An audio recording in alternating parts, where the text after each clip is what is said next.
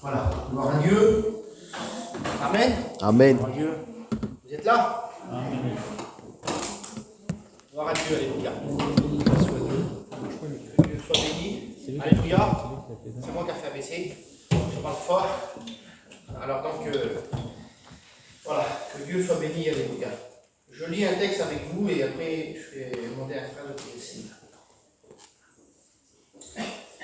Ça se trouve dans le livre de la Genèse, au chapitre 26 et au verset 2. On fait la lecture ensemble, alléluia. Amen. L'Éternel lui apparut et dit: ne descends pas en Égypte, demeure dans le pays que je te dirai. Séjourne dans ce pays, et si je serai avec toi, je te bénirai. Gloire à Dieu. Merci à Dieu, alléluia. Je demanderai à Boboy de prier le Seigneur. Merci Seigneur pour ta grâce. Merci d'être là, Seigneur, dans cette soirée. Combien qui voudraient être là, Seigneur, et qui ne peuvent pas. Ils sont dans les hôpitaux, ils ont des malades, Seigneur. Et nous avons le privilège et l'honneur d'être là devant toi, écouter ta parole. Nous être attentifs à ta parole, à la mettre en pratique, Seigneur. Merci pour Mario que tu as béni, qui a chanté des cantiques. Tu as disposé nos cœurs, Seigneur, à recevoir la parole de Dieu. Bien béni Mario, loin de toi, Seigneur. Qu'il puisse apporter le message de Dieu librement. Parle à travers lui, Seigneur, à toi la gloire, Jésus. Amen, alléluia. Alléluia. Merci à Dieu. Je lis notre texte ensemble. Ça se trouve dans Apocalypse 2, verset 4. Mais ce que j'ai contre toi, c'est que tu as abandonné ton premier amour. Souviens-toi donc d'où tu es tombé.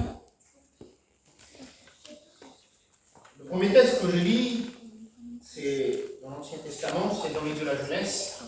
La Bible nous dit que l'Éternel parle à Isaac. Il parle à Isaac, le fils à Abraham. Et Isaac a eu un fils qui est Jacob, et ensuite il y avait Joseph.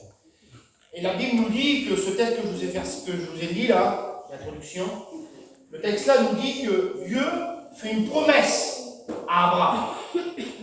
Et il conseille Isaac de dire: écoute Isaac, je le dis comme nous, écoute Isaac, j'ai fait une promesse à ton père, moi. Si tu restes dans le pays de Canaan que je te donne, tu seras béni jusqu'aux extrémités de la terre, et tu seras béni comme les étoiles du ciel. Il dit à Isaac ça. Donc il a reçu quelque chose de Dieu. Dieu a promis quelque chose à Abraham. Abraham a donné à Isaac ce qu'il a reçu en héritage, si vous voulez. Et Dieu conseille à Isaac: va pas en Égypte, reste à Canaan. Il y aura des problèmes, il y aura des difficultés, c'est vrai, mais reste là. Et puis vous savez, des fois, dès qu'on a passé par les eaux du baptême, dès qu'on a dit: je te suivrai dans les bons et dans les mauvais jours, pour la majorité qui sont baptisés ce soir, moi je l'ai dit aux serviteurs, les garçons m'ont donné le micro et m'ont dit: Mario, est-ce que tu es prêt à le suivre dans les bons et les mauvais jours? J'ai dit quoi? J'ai dit oui. Et vous qui êtes là ce soir, je suppose que c'est pareil. Logiquement, c'est pareil. Et puis il lui dit ça, lui: écoute, Isaac, reste à Canaan. Il y aura la famine, il y aura plein de difficultés, c'est vrai. Mais je suis là. Amen. Dieu. Moi, je suis là. Amen. Et avec lui, la Bible nous dit qu'on fera des espoirs. Amen. Il dit: je suis là, moi. Et Isaac, il a resté. Il a resté, lui. Mais à un moment donné de sa vie, il a enfanté un fils qui est Jacob. Et Jacob a enfanté des enfants. Et la Bible nous dit qu'il y a une grande famine dans le pays de Canaan. Ça se trouve dans Genèse 47. Je vous fais la lecture. On va essayer de commenter un petit peu la lecture. La Bible nous dit que, regardez ce qui est marqué. Genèse 47, verset 1er. Joseph allant avertir Pharaon et lui dit: mes frères et mon père sont arrivés du pays de Canaan. Et tout ce qui leur appartient, et les voici dans le pays de Goshen. Regardez ce qui est marqué un peu plus bas. Pharaon leur dit, donc il se passe quelques temps, là vous avez compris, et Pharaon parle. Pharaon représente le diable, vous avez bien compris. Et il parle et il dit ça. Quelle est votre occupation? Avec un point d'interrogation. Alors, qu'est-ce que ça veut dire? Hier, dès qu'il m'a appelé Bobo pour faire la réunion, directement, dès qu'il m'a appelé, j'ai eu une pensée. Une petite pensée, comme mes frères serviteurs qui sont là, alléluia. Et puis, j'ai eu une petite pensée, voilà, à Rosquelvo. Et directement, j'ai pensé à ça. Et qu'il m'a dit, Mario, tu viens faire la réunion demain. Ça l'a retenu dans mon cœur, Goshen. Et c'est vrai en vérité. Je dis, oui, pas de problème, je viens. Et le petit mot Goshen, regardez ce qu'il veut dire. C'est pas grand-chose. Goshen veut dire lieu du soleil, terre de force et terre herbeuse. C'est pas grand-chose le petit mot ce qu'il veut dire. Alors qu'est-ce que ça veut dire? Ça veut dire qu'un jour dans notre vie, dès qu'on a accepté le Seigneur, dès qu'on est devenu chrétien, on est devenu chrétien, à un moment donné ça va, et puis vous avez bien compris, comme moi, comme vous, aujourd'hui je vous prêche l'évangile, je ne vous cache pas, j'ai des problèmes. J'ai des soucis par rapport à d'autres moins, par rapport à d'autres plus haut. Mais comme vous, là, je ne suis pas exempt, il y a d'autres des problèmes, des gens ici qui ont des problèmes plus hauts que d'autres, c'est vrai. Mais je t'en supplie, reste avec un homme, alléluia. La Bible nous dit que cet homme, il parle à son père, et il dit, viens là-bas, dans le pays de Pharaon, en Égypte. Là-bas où tu es à Canaan, tu vois bien qu'il y a la famine, il n'y a plus rien qui va. Tu vois bien qu'il n'y a plus rien. Avant, tu recevais des bénédictions. Tu avais des bénédictions. Mais c'est pas, vous savez, le silence de Dieu ne veut pas dire qu'il est plus là. Vous avez bien compris ça. Des fois, on passe dans un petit moment difficile, c'est vrai. On passe dans un moment de difficulté. On croit que le ciel est fermé. On croit qu'on prie. On essaie de prier, on essaie de jeûner, on essaie de lire la Bible. On essaie d'être en communion avec Dieu. Et puis, bien des fois dans notre vie, le ciel est fermé. On dirait que notre prière ne déplace pas le plafond. Et c'est vrai, je vous l'avoue que c'est vrai. Et c'est dur. C'est très dur des fois. Seigneur, tu m'as dit que tu me bénirais. Tu m'as dit que ça va aller. Et finalement, au mieux que ça va, je descends tout doucement. Je descends tout doucement dans le pays d'Égypte, là. Vous savez pourquoi? Parce que des fois, notre prière, elle ne dépasse pas le plafond. Pourquoi? Parce qu'on demande mal. On demande afin de satisfaire notre chair. Au lieu de demander que Dieu bénisse notre vie spirituelle. C'est pas, je m'excuse, c'est pas en peinant une maison ou lavant une maison qu'on sera béni. C'est pas ça, mes amis. Si c'est ça la vie chrétienne, elle est bien fade, elle est bien fatiguée. C'est pas ça une vie chrétienne.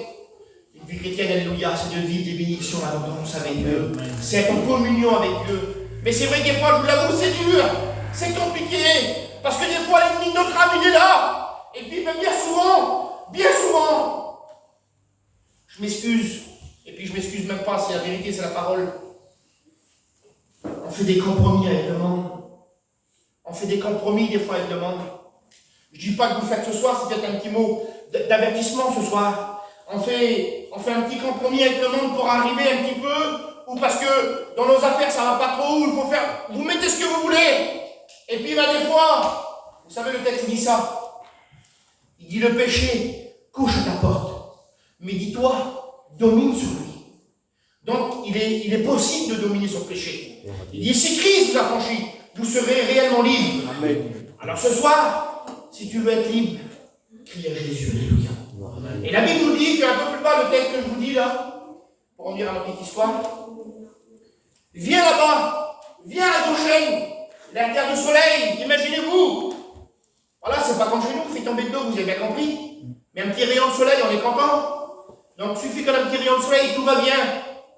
Je vous dis, c'est pas suffit qu'on a l'orage autour de nous, que Dieu n'est plus là. Même que des fois, Dieu reste muet. J'aimerais vous dire que lui est là, alléluia. Amen. Même que des fois c'est dur, même que des fois c'est difficile. Et puis des fois, dans notre cœur, on veut aller à Goshen. On veut aller là-bas parce que là-bas c'est une belle ville. Quelle ville, j'ai marqué ça? Un très beau pays, une belle ville.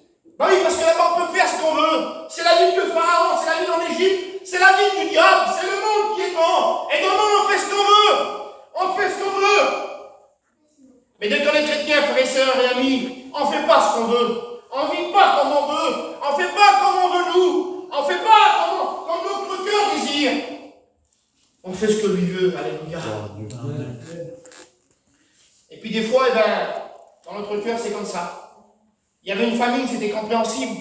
Je le comprends. Je le comprends, Jacob et ses enfants. Je comprends que dans le pays, il n'y avait plus rien. C'était une terre de famine, Canaan. Il n'y avait plus rien du tout. Un peu plus haut, vous lisez, au chapitre 46.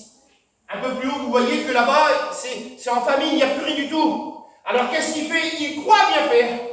Il croit bien faire. Il croit bien faire en allant en Goshen. Il dit là-bas, il parle à Pharaon, un peu plus bas, c'est marqué comme ça. Donne-leur une terre, oui, une petite contrée un peu plus loin, là, à Goshen, une petite contrée. Et puis il se rend bien là-bas. Vous savez, le monde, il donne du mal, il reprend l'autre. Il nous promet des choses, mais c'est pas vrai, c'est toute la façade, c'est pas vrai. Et la Bible nous dit qu'un peu plus bas, ils vont là-bas à Goshen. Mais regardez ce qui est marqué. Il pose la question, Pharaon, vous êtes des Hébreux, votre pays là-bas c'est Israël, c'est Canaan, la terre promise que Dieu vous a donnée, et qu'est-ce que tu viens faire ici? C'est une question qu'il pose, Pharaon. Quelle est ton occupation? Quelle est votre occupation? Imaginez-vous, je vais être adroit dans mes mots ce soir, imaginez-vous qu'un chrétien, je suppose que vous ne le faites pas, vous avez compris. Imaginez-vous quand il y a des chrétiens et il y a un amusement sur la place où vous êtes, et d'un seul coup, c'est normal, tu es invité, tu vas manger un bout de gâteau, vous avez compris. Il n'y a pas de problème, tu prends une photo ou un mariage, et après les gens s'amusent. Et toi, qu'est-ce que tu fais? Tu restes là. Tu restes dans l'amusement. Comprenez, c'est une petite histoire que je vous dis. C'est banal, c'est simple ce soir. Tu es là. Les inconvertis, ils vont peut-être pas venir te le dire à toi, mais dans leur cœur, ils peuvent dire, mais qu'est-ce qu'il fait là, lui? Quelle est son occupation? Et c'est ce qui pose la question. Il a vu une faille. L'ennemi de notre âme, il connaît aussi des choses sur nous. Il voit les failles. Et des fois, bien souvent, on se fait avoir par notre ennemi. Parce qu'il jette ses filets et puis il a juré notre père. Et des fois, il jette des flèches enflammées. Et des fois, on reste là. On reste là parce qu'il y a une petite ambiance. Vous avez bien compris? Il y a une petite ambiance, comme ils s'amusent. Voilà, il y en a qui boivent, ils sont ivres, ils sont saouls. Et donc tu dis, je fais rien de mal. Je regarde l'autre, je rigole. Je regarde l'autre qui danse. C'est plus un spectacle, vous avez compris? Je suis là. Et d'un seul coup, on reste. Regardez ce qui est marqué un peu plus bas. Il pose la question, qu'est-ce que tu fais là, ton occupation? Pourquoi tu es là? Vous savez, frères et sœurs, je dis ça en passant, autant que serviteurs de Dieu et les garçons qui sont là, on ne doit pas aller n'importe où dès qu'on est des chrétiens. On ne doit pas parler n'importe comment. On ne doit pas faire ce qu'on veut. Vous avez compris? Parce que l'ennemi de notre âme, il nous connaît. Il connaît le moins de faits et gestes. Et un peu plus bas, regardez ce qui est marqué. Regardez au verset 4. Ils répondirent à Pharaon, tes serviteurs sont des bergers, comme l'étaient nos pères. Et ils dirent encore à Pharaon, nous sommes venus pour séjourner. C'était un moment d'occupation pour eux, jusqu'à temps que le pays d'Israël allait mieux.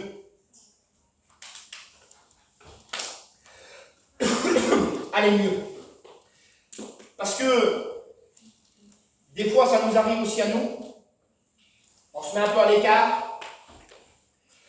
Et on se dit, ça va aller. Je me mets un peu à l'écart, je reste là-bas. Il y a un jour, c'était un frère, il avait dit, Mario, ça se rappelle, je fais un break. Un petit peu de temps, mais croyez-moi qu'il est toujours sur le break. Il y a quelques années, Mario. Mais il est toujours sur le break. Pourquoi? Parce qu'il n'a pas fait attention à l'ennemi qui a acheté ses filets sur lui. Il n'a pas fait attention. Et ce soir, prends attention, fais attention, alléluia. Et la Bible nous dit qu'il s'installe dans une petite contrée, en haut. Tu prends là-bas, Goshen, tu verras, ça va aller, il y a le soleil, il y a la terre. C'est une terre de force, tu verras. C'est fertile, il y aura plein à manger pour ton bétail. Et puis, financièrement, ça va aller. Et d'un seul coup, c'est marqué pour séjourner un petit peu de temps. C'est quoi un séjour? Je me suis fait cette réflexion dans mon cœur.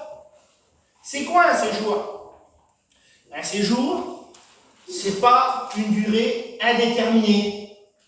C'est pour un séjour, c'est quelques jours. Il y a le mot dans jour. C'est quelques jours, un week-end, une semaine, quelques jours. Pas toute l'année. Vous avez bien compris? Lui, il a dit ça dans son cœur, on va se mettre là-bas un petit peu de temps, jusqu'à temps que le Canaan repousse là-bas, l'herbe va repousser, tout sera bien, il n'y aura plus de famine. Et dès qu'il y aura, et regardez bien, dès que tout ira bien Canaan, on retournera là-bas. Et ça va aller. Vous savez combien de temps ça va durer? Plus de 400 ans. Plus de 400 ans. Regardez ce qui est marqué. Le break, il a resté 400 ans. 430 ans, je crois, ils ont resté esclaves. Dans les d'Exode un peu plus loin. 430 ans d'esclavage. La Bible dit, nous sommes esclaves de ce qui triomphe de nous. 430 ans d'esclavage. Dieu y avait donné un pays à Abraham. Je te bénirai. Et à un moment donné, le peuple c'est le peuple qui est là. À un moment donné, le peuple, qu'est-ce qu'il a fait? Il a été voir ce que le monde voulait donner. Le monde pouvait y apporter. Parce qu'il ne trouvait plus satisfaction dans son cœur, dans son corps, dans son âme. Il ne trouvait plus satisfaction en Dieu. Donc il a été où? Il a été vers le monde. Excusez-moi, je m'arrête. Alléluia. Regardez ce qui est marqué là. Genèse 3, verset 9. J'ai pensé à Adam. Jésus pose une question à Adam. Dieu parle, enfin Dieu du moins. L'Éternel pose une question à Adam. Regardez ce qui est marqué. C'est marqué ça. Dieu pose une seule question à Adam. À l'homme. Où es-tu? L'homme répond, j'ai eu peur, je me suis caché. Dieu pose une deuxième question alors. Est-ce que tu as mangé de l'arbre dont je t'avais dit de ne pas manger? Vous avez compris le parallèle? Dieu avait donné un ordre à Abraham de ne pas aller en terre éloignée de Canaan, et Dieu avait donné un ordre à Adam de ne pas désobéir. Dieu avait donné un ordre à Adam, tu ne prendras pas. Si tu le prends, tu auras des conséquences. Et c'est ce qu'il a voulu dire à Abraham. Au peuple d'Israël, il a voulu dire ça. Si tu vas à Goshen, ou si tu vas en Égypte, si tu vas là-bas, tu payeras les conséquences. Tu payeras. Vous vous souvenez dans l'évangile de Luc, que l'homme qui est à Jérusalem, et il veut descendre pour voir ce qu'il y a à Jéricho. Qu'est-ce qu'il a eu? Il a eu des conséquences. L'ennemi l'attendait au virage. Il l'attendait sur le chemin de la ville. Et il l'en dépouillait. Mais Mario, je ne suis pas encore là-bas. Je suis en chemin pour aller. La Bible dit qu'à Jéricho, il n'a pas été. Avant Jéricho, il a pris une tournée. Il s'est fait tuer. Je ne sais pas où tu es, mon frère, ma soeur, ce soir. Peut-être que tu n'y es pas, et puis gloire à Dieu que tu as Canaan. Que tu es à Jérusalem, gloire à Dieu. Mais fais attention. Fais attention, parce que l'ennemi de notre âme, il a achevé notre père. Vous savez pourquoi? Parce que lui, il ne veut pas qu'on va au ciel. Il veut qu'on va en enfer. Vous croyez ça? Mais Christ, il est là ce soir. Amen. Amen. Et Jésus, alléluia, il est capable de bénir. Gloire à Dieu. Le psaume 73 dit cela. Il dit, mon pied allait chanceler. Pourquoi? En voyant le bonheur des méchants. Il a vu à Goshen ce qui se passait bien. Et des fois, nous, dans notre cœur, on voit des belles choses. Les inconvertis, ils ont ceci, ils ont cela, et puis ceci. Et tout va bien pour eux. Et moi, je suis chrétien, et puis malheureusement, des fois, ça ne va pas. C'est pas suffit que ça ne va pas, que Dieu n'est plus là. Au contraire, il est là. Alléluia. Gloire à Dieu. J'ai marqué ça. L'homme a désobéi à Dieu. Dieu Dieu a donné une sanction. Un jour, Mario m'a dit, c'est toute tante à Mario, il m'a dit ça, le mot « Où en es-tu » Où en es-tu maintenant? Je te pose la question à toi qui es là peut-être ce soir. Où en es-tu? Il y a combien de temps que tu es à Goshen? Il y a combien de temps que tu as désobéi à Dieu? Je t'en supplie ce soir, alléluia. Reviens à Canaan, alléluia. Là-bas, à Canaan, Dieu peut te donner tout ce qui est en abondance. Des bénédictions des plus belles que les autres. Tu veux que ton mari se convertisse, tu veux que tes enfants se convertissent. Reste pas à Goshen, au contraire, tu vas les amener loin de Dieu. Mais par contre, si tu les amènes à Canaan, tu auras des bénédictions pour toi, parce que le texte dit, je te bénirai. Amen. Et Dieu veut te bénir ce soir. Gloire à Dieu. Je t'en supplie au nom de Jésus. Ou si tu es parti, reviens à Canaan. Reviens. Vous savez, c'est pas suffi. Il n'y en a pas ici. Et j'espère qu'on n'a pas. C'est pas suffi qu'on a la réunion, je m'excuse que je dis. C'est pas suffi qu'on a la réunion et qu'on prend le dimanche notre pain et notre vin, qu'on est sauvé. Vous avez bien compris? C'est pas ça qui nous sauve. Bien qu'il faut le faire, vous avez bien compris. Et gloire à Dieu pour le faire. Ce qui nous sauve, alléluia, c'est Jésus-Christ. Amen. Il y a des personnes que je connais, moi, de ma famille. La Zinda, ils occupent une chaise à la réunion. Ils occupent une chaise. Leur corps est à Canaan. Mais leurs pensées, leurs âmes, ils sont à Goshen. Et vous en connaissez des comme ça. Je suis sûr que vous en connaissez. Et moi aussi, j'en connais. Mais on croit que Dieu est capable de faire quelque chose pour eux, vous avez compris. Et si tu es comme ça ce soir ici, ben fais une petite réflexion dans ton cœur. Et puis Seigneur, et ben moi je ne veux pas rester à Goshen. C'est un endroit de prédiction, c'est là où que là, je vais à ma mort en vérité. Je vais aller à Canaan, alléluia. Amen. Là où le lait devient, alléluia. Amen. Marquez ça et puis on prie le Seigneur, regardez. Donc juge, c'est Samson. Il a eu la tentation, Samson, vous avez compris, il a désobéi à Dieu. Dieu avait donné un ordre de ne pas se couper les cheveux. Et lui, il a fait plein d'affaires. Et il a fait des choses qu'on a converti. Puis Samson, c'est un homme terrible, il avait nous dit. Que cet homme, c'est un homme extraordinaire fort. Il était fort, c'est un homme très fort. Et malheureusement, lui, il comptait sur sa propre capacité. Mais il ne savait pas que l'Esprit de Dieu s'avait retiré de lui. Il a désobéi à Dieu par rapport à Dalila. Il a désobéi à Dieu. Et vous savez, je l'ai dit tout à l'heure, à cause de la désobéissance de l'homme, il y a toujours une conséquence. Peut-être que tu as désobéi ce soir. Mais Dieu ne te juge pas, alléluia. Dieu ce soir, il te rappelle, alléluia. C'est vrai, c'est pas bien ce que tu as fait. C'est vrai, c'est pas bien. Mais reviens à Canaan. Daniel n'a pas voulu se soumettre au milieu du roi. Il n'a pas voulu, Daniel. Malgré que le roi, il voulait donner plein de choses. Et il lui a dit non. Je reste, je suis un chrétien, moi. Je ne veux pas prendre le monde ce qu'il me donne. Je ne veux pas aller à Goshen, non, je ne veux pas faire ça, moi. Je reste parce que je suis un chrétien, alléluia. Et on a reçu des choses d'en haut, on ne veut pas des choses d'en bas, vous avez bien compris. J'ai marqué ça. Daniel avait résolu dans son cœur de dire non, de ne pas soumettre au milieu du roi, à la table du roi. Il n'a pas voulu, lui. Une résolution veut dire ça. Prendre une résolution et s'y tenir ferme. Amen. Et ne pas céder et résister. Résister, lui, d'une foi ferme, la Bible nous dit. Et il fuit loin de lui. Amen. C'est marqué là, Jacques 4, verset 7. Soumettez-vous donc à Dieu et résistez au diable, et il fuira loin de vous. Amen. Amen. On prie le Seigneur ensemble. Gloire à Dieu. Je ne sais pas comment tu as pris le message ce soir. Je ne sais pas. Mais Dieu connaît tout, alléluia.